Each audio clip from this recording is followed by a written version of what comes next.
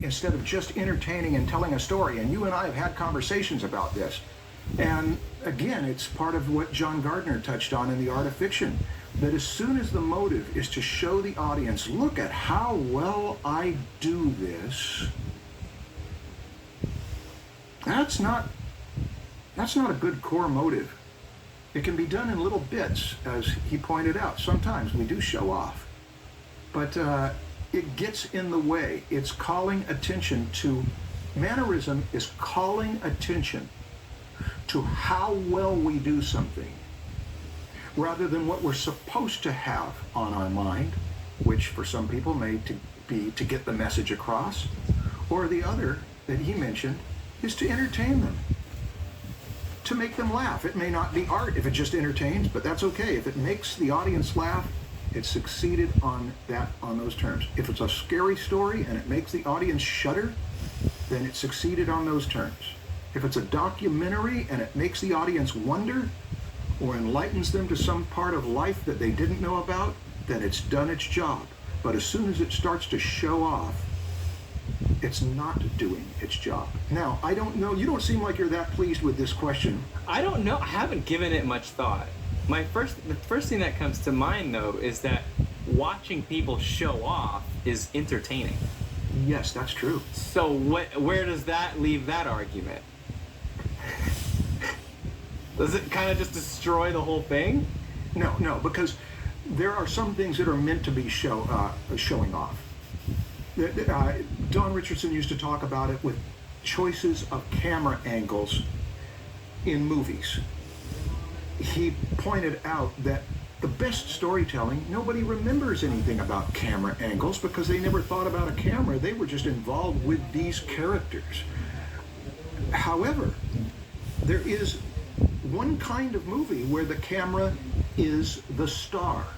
Look at this amazing camera work that we do, and it's pleasing to be exposed to virtuoso camera work. So yeah, there is a point where the camera work does want to show off because here's an analogy, and this may not connect with everybody. In the history of classical music, there is a semi-famous composer. He was the Jimmy Page of his era. It was Paganini. This would be the early to mid 19th century. And he played violin concertos. He composed violin concertos that were so difficult to play that practically nobody could play them but him, because he was the virtuoso violinist. And there are recordings from the 70s played by Salvatore Accordo that if you want to hear number 1 and number 6, that'll give you an idea of what we're talking about. Well, there are people who say that on the echelons of classical music, he's down here low because he's showing off rather than doing what you're supposed to do with music. It never stopped me from loving those violin concertos and listening to them over and over. They really are exciting because they are virtuoso. To hear somebody go boom, boom, boom, boom, all over the place with that violin and make sounds like that. So no, it doesn't throw it all out, Stan. It doesn't just trash the whole argument. It just shows that there is a time for showing off. But if you're supposed to be telling a story or moving a person's emotions into something other than awe and wonder at how great an artist this is, then it's better to subdue that, to restrain that. So when the showing off hurts the main goal, the showing off is bad. Well put. The comparison of showing off versus entertaining, I don't think that works. Because I think almost all examples of showing off are entertaining as a spectator. I can't think of a single example of someone showing off that isn't entertaining to watch. Whether we like to watch it because we think, oh my God, what an idiot. Yeah. Or that guy's so full of himself. It's still entertaining to watch this person make an idiot out of himself. Or pull it off, like to put your fist through boards as a fighter or any kind of athletic achievement. Yeah. It's a marvelous thing to show off. Oh, that you are awesome. Yeah, the parts in football games or basketball games where the athletes start showing off a little bit, those are the most entertaining parts of the game. Yeah. It's like, oh, that's where everybody turns to the TV and they rewind and The Gilbert and Sullivan operettas are filled with patter, and the patter is the most entertaining part of it. Patter is where you've written incredible lyrics. Stephen Sondheim does that a bit too, where he just does such incredible lyrics that all you can do is be in awe of how that person came up with lyrics like that. But I get it. If the athlete starts showing off so much that it then affects the rest of his team, Yes. and they start performing worse because this guy is just taking all the attention, and then they start losing games because of this. Yeah. Then the showing off is affecting the main goal here, which is to win the game. Here's another one we got from Don Richardson about actors. Because in modern acting, which in Hollywood, that's any time after about late 1960s, one of the things that changed from classic movies to modern movies is that acting became more realistic, where it really does feel like a camera is in front of a real person who does not know that a camera is there. In classic movies, you got people doing incredible speeches and they're making gestures that seem more artificial, which is not necessarily bad, but it's more artificial. It doesn't feel like real life. As soon as you get into realistic acting, which is a special level of sophistication and subtlety, if you've got someone who puts on and starts to act artificially, it can throw it out of key because it's calling attention to, am I doing a tremendous performance or what? And we've been taken out of the illusion of believing that we're looking into real people's lives. And one way you know this is as soon as somebody does a performance that you feel like applauding. Wow, wasn't that a great speech? And it was not meant to be the character impressing other characters with the speech, then we have been taken out of the illusion. The dream has been broken. It's been called attention to as a dream. So, Mike, I guess the brief answer to this, I'm not even sure what your question was, but you are pointing out that there is a discrepancy between doing the job of entertaining the audience in an animation and showing that I know, like you know, that Milt Kahl was the greatest animator of the 20th century, and have I studied his stuff and watched me move my character just the way Milt Kahl would do it. I know that that becomes a problem. It gets in the way of the audience's experience. Ah, okay, cool. Next? Yeah. Okay. Hey Stan, hey Marshall, it's Jack here. I have a quick question for you. So, recently my friends have been asking me to do commissions for them, and I know they're probably in the same financial situation as me, aka we're not big ballin' money, you know? So, I want to know, what should I do if I want to put in the max amount of effort to please my friends because they're my homies, but with all this time, I feel like I'm not getting paid enough. What should I do? Thank you. Wait, did he say that they're both rolling in money? Not rolling. Oh, not roll. Okay. Yeah. What was his name? Chad or Charik? Chad, maybe?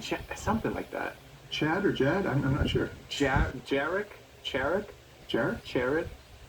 Jared? Maybe. Or Charit? It's Jack here. Let's call him Chad. Whatever your name is, I love you for your spirit of wanting to do well by the people that you are close to. And I trust that you will be a good comrade to them. But there does come a point where that spirit of generosity can be exploited by people. And Stan, I don't know, you might answer this better than I'm going to answer it. Probably. Yeah, go ahead. No, I'm just kidding. Well, you were going to ask me something, right? I was going to ask you how you would answer this, because the tension of, this is a tension between family and work, isn't it? Because your family are your friends. They want you to do stuff for them, but then you only have so much energy, and you've got to do stuff to make your living, and finding creative solutions to that, like, I'll do it for you for 1 year, and we're going to work on this together to where I'm going to get up good enough to where I'm going to leave the family. That you're having me serve you, and then I'm going to leave the family to have a real career, and that means I won't be able to do anything for you for the next 2 or 3 years. And if I make this much money, then I'll fund our dinners. I don't know. I don't know how to handle this. I've had a lot of experience with this. Okay, tell us. And I think that I'm gonna guess what I'm gonna say. You're going to say, I know what you're going to say. I can predict the future. It depends. Yeah, it depends, but I think that there's a time for both. When I was young, friends and family were my only clients. Nobody's gonna hire a 14-year-old to do their family portraits, except my parents' friends. Right? Come on. So it depends on your situation. If they're your only choice, and getting paid less than what you think you are worth is the only thing that you are going to get paid right now because you don't have any other clients, then I think, yes, you take that job and you treat it as practice with a little bit of money attached to it. Unless you're just not excited about doing it. If they're asking you to do something that doesn't align with what you already want to do, then you could say no to that because it's practice. It's the wrong practice. You're not practicing the thing that you want to practice. And then you're just doing it for them. And if you really love them enough, sure, go ahead, do it for them. Make it as a gift or something. But eventually, you're gonna have to start saying no more and more and more. Because, going back to the War of Art, we just read it. It's on our mind. I'm sorry, but it does kind of cover a lot of this stuff. It's resistance, man. It's war, baby.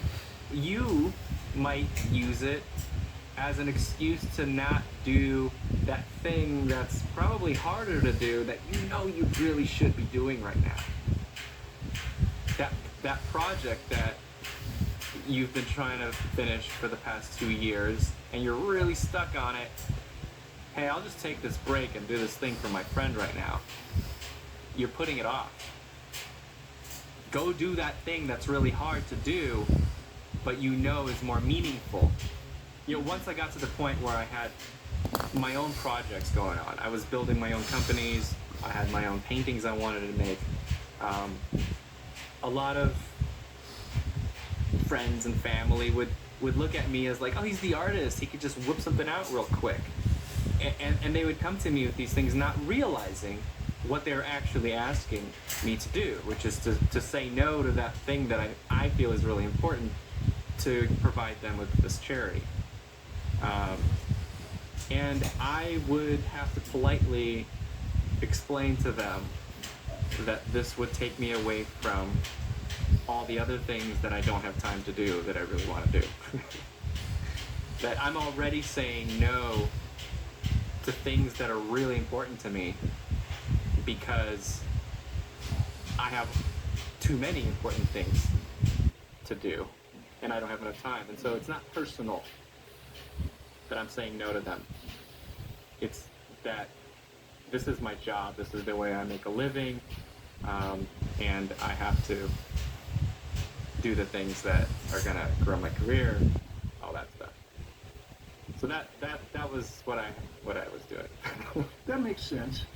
But hey, here's another thing about it. I know what you're feeling, because right now I'm saying no to more people than I've ever said no to in years, because there's just too many things to do. I can't get my work done if I say yes to everybody. But there's one good thing about it. I'm working right now with people of choice. Almost everything I'm doing, I'm working with people I want to hang out with. So if these are your friends that you want to hang out with, if they're your life friends, one thing you can do is get a whiteboard in front of you and say, here's what I want to do, here's my goal. And then they put on there what their goal is also. And you look at these things and say, how can anything I could do for you or anything you could do for me take us to our goals? And in working on that together, you can see which ones of your friends really are on your side. Are they really pulling for you?